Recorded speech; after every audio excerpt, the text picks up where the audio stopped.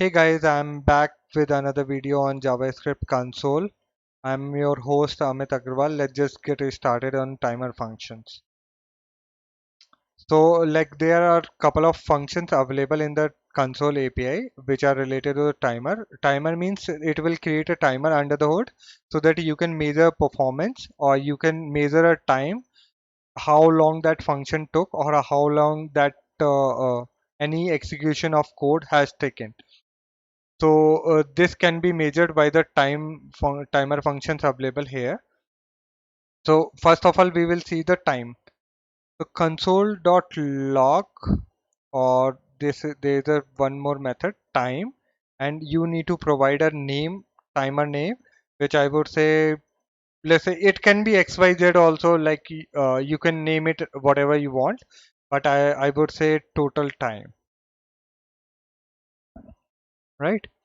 So what it will do is it will start a timer and under the hood so that you can the timer will goes on for any code of line that you are going to write here. So let's just say if I say let I equals to 0 and I'm just repeating till 10 values, console.log and hello world, and at the end I would use time end function to end the timer and providing the same name that I have given to you, that I have given in the time function. So what it will do is it will stop that timer which was previously created via console.time, right? So it will do is it will gonna stop that timer which have been created by this timer function, right? So here we are saying we wanted to capture time, how long this for loop took to execute, right? So let's just see in action. Node console, right? So it took around 9 milliseconds approximately. So this is how the time and function works. You need to provide a time, and because it is basically you are naming a timer so that you can reuse that timer function again and again, or you can end that timer. If you didn't provide that name, it would be more confusing, and which timer is taking which how long time. You can use multiple timers also. For an example, if I say this total time 2 and total time 2, and let me just wrap it around whole, I would say whole time, right? And whole time, right?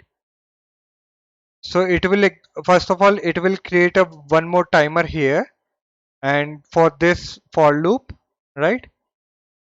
I don't want to print these console logs right now.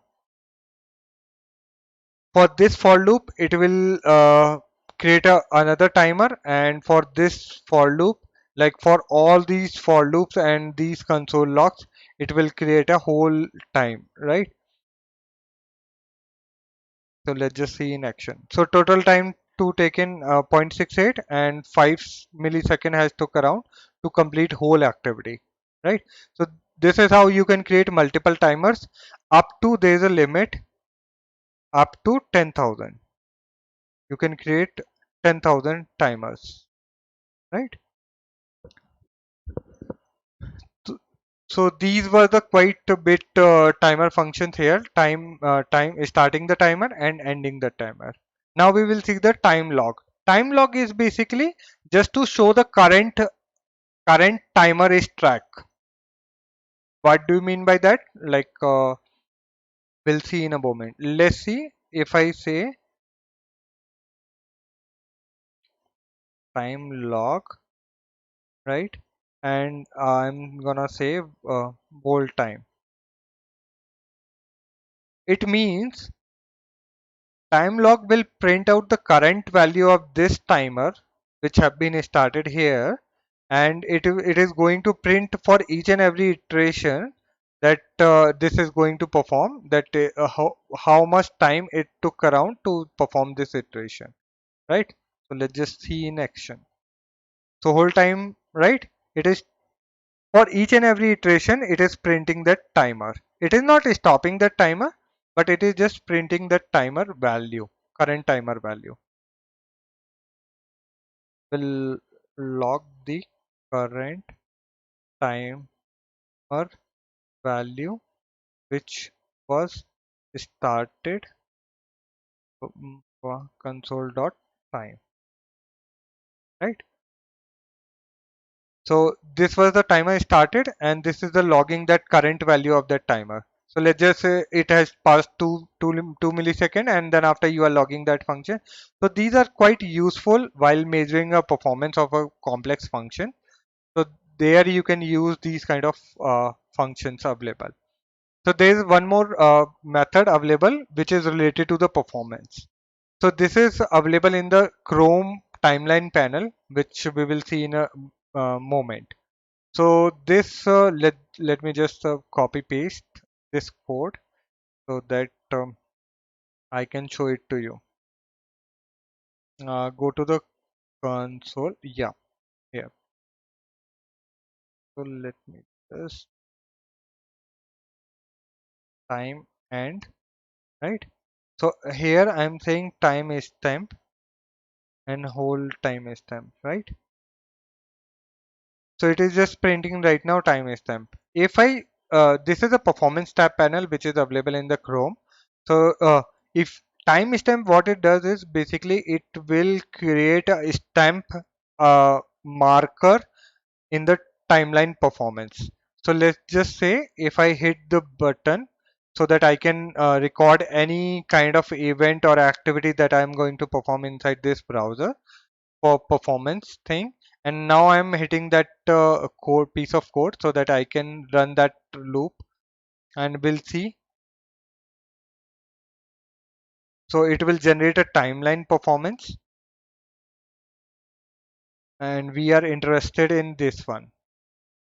So if I go to I guess I've captured it, right? Yep. So here it is. You can see this is a marking that time for each and every time. Like this is marking. Basically, it is creating a marker uh, with a time stamp. This whole time, whole time, whole time. Yes, right? So I've created that whole time.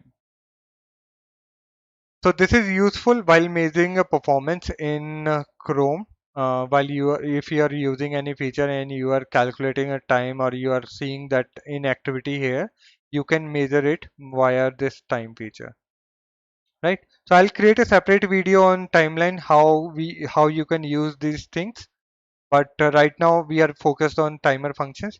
So that's it, guys. I hope you liked my video. Please do subscribe and like my channel. Thank you, guys. Bye bye.